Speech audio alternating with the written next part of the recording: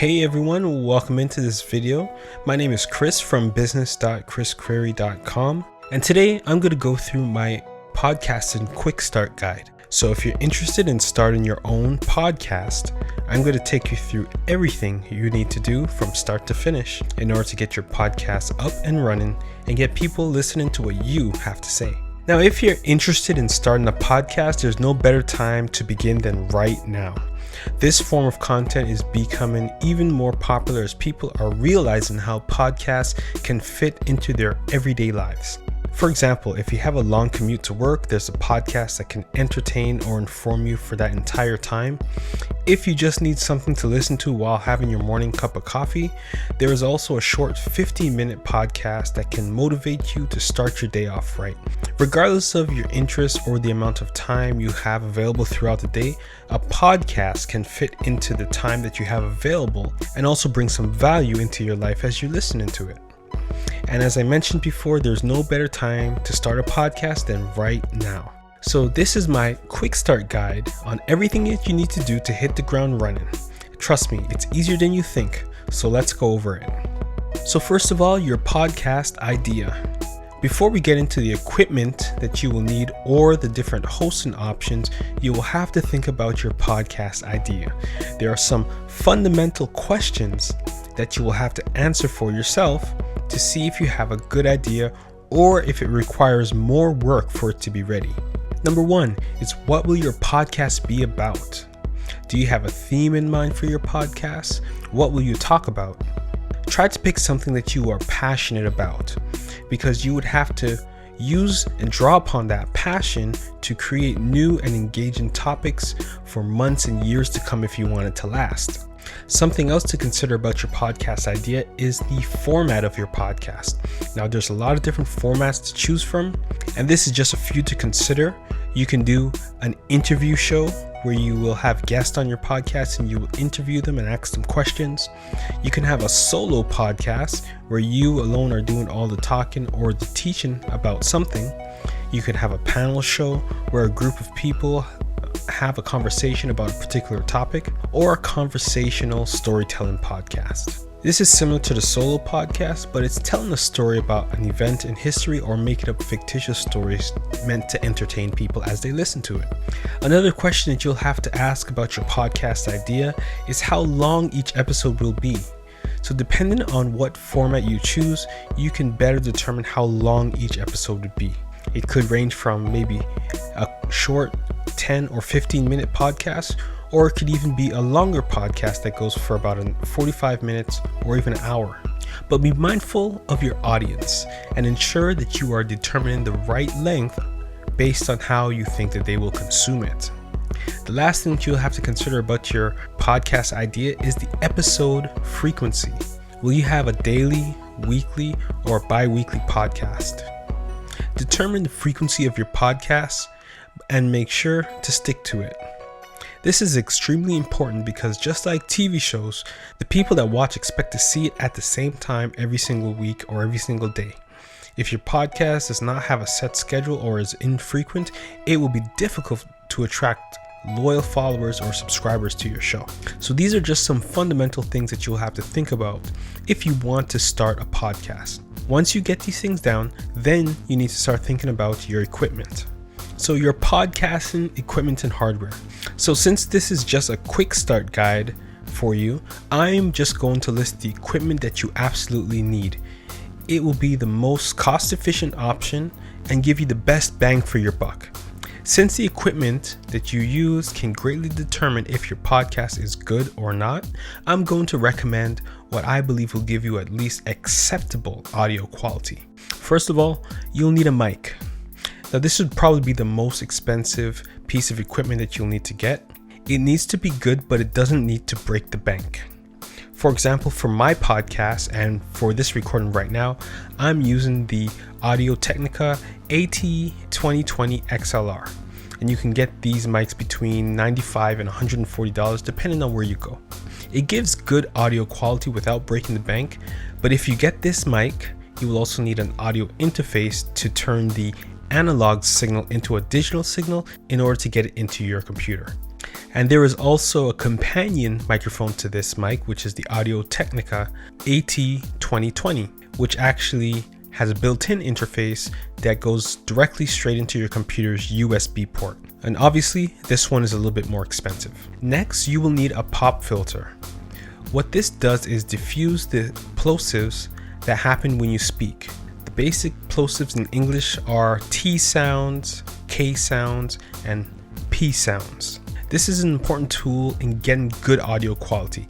One of the reasons people don't like to listen to podcasts for a long period of time is because poor audio quality. Now, number 3 on this list is a shock mount. It's important, but not necessary. What the shock mount will do will prevent vibrations from being picked up on your microphone. For example, if you bump your foot on your desk while recording, the audio recording will have that sound of your foot hitting the desk in it. All that the shock mount will do, and what it is, it's a group of rubber bands that suspends the microphone, so if there are any vibrations, it dissipates when it hits the rubber bands and is not picked up by the microphone. And number 4, and this is also a nice to have, is a boom arm. This basically gives you some flexibility to move the mic around when you're not recording, so it doesn't take up space on your desk. The reason I add it is because it's useful, and there is a kit that also has a shock mount and a boom arm together, and the price is around $30 from Amazon. And I'll put links for all of these equipment that I mentioned here in the description below so that you guys can click on it and buy it from Amazon if you like. Now, the next thing that you'll need to consider is your podcast software. Now, since we are trying to get your podcast off the ground for as little money as possible, I'm going to recommend some free audio recording software. If you're an Apple user, your computer already comes preloaded with GarageBand. This will give you the basics to record an audio track and export it into an MP3 to upload. It's easy to use, but you may need to brush up on your skills to learn how to use it. If you have a PC, you can download the free version of Audacity to your computer, and I'll put a link in the description so you can download that as well. And that's an easy to use multi-track audio editor, and a lot of people actually use that for their podcasts. The next thing on the software side that you'll need is hosting. So once you have recorded your podcast, you need a place online where you can host it so that it can be connected to other podcast directories such as Apple, Google Play, Spotify, etc. There are a lot of podcast hosting sites out there, but I'm going to recommend Libsyn. It's easy to use, the cost is reasonably low, and you can collect lots of stats on your podcast. Of course, there are other companies that you can go with as well, but you would just have to search podcast hosting online and do your research to determine which one will work best for you. Now, on the software side of things, one of the things that you're going to also need is intro and outro music for your podcast. This only enhances your podcast, and you want to make sure that you have intro and outro music. It could be the same track, but one thing that it has to be is copyright free. You don't want to put a song from your favorite artist on your podcast without clearing it with that artist first. If you do this, your podcast may get taken down by the directories for copyright infringement. The better option would be to use original music or royalty-free music, and you can get this by searching royalty-free music online, where you can actually buy tracks and you can own them and use them without having to pay royalties. And I'll put a link in the description below for premiumbeat.com, where you can actually go and buy royalty-free music that fits your podcast. Now, your podcast settings. So titles. So there are 3 main approaches for naming your podcast. You can choose a creative name, something that plays on words, or an acronym that describes what your podcast is about. You can use a descriptive name, which will tell others exactly what your show is about. Or you can use your own name to title the podcast. For example, the Chris Query podcast. This works well if you already have an established audience that recognizes your name. In addition to your podcast settings, you will also need to determine the description. The description of your podcast is like the back cover of a book. You want to give potential listeners a glimpse into what the podcast is about and how it will benefit them. There are 3 main sentences that you want to include in your description. A first sentence, where you should mention a statement that is true, that a listener cares about and can identify with. The second sentence will let your listeners know how you can help them by listening to your podcast. And the third sentence should tell your potential listeners why this podcast is for them. Next, One of the most important pieces is the artwork. The artwork that you choose for your podcast is very important. In most podcast directories, the first thing that someone will see is the thumbnail to your podcast. It has to be able to capture attention of a potential listener, and you encourage them to click to find out what your podcast is about. For this reason, you have to ensure that your podcast artwork is at least 1400 by 1400 pixels. I would even say go 3000 by 3000 pixels so that the image will look clearer at a smaller scale. And one resource that I use to design my podcast cover is a tool called Canva. You can design podcast covers in that tool and customize it to fit your brand. And most of it is free to download. Now, your podcast directories. Now, a podcast directory is the application that people will use to search for and listen to your podcast on. So for example, Apple, Google Play, SoundCloud, Spotify, these are all podcast directories.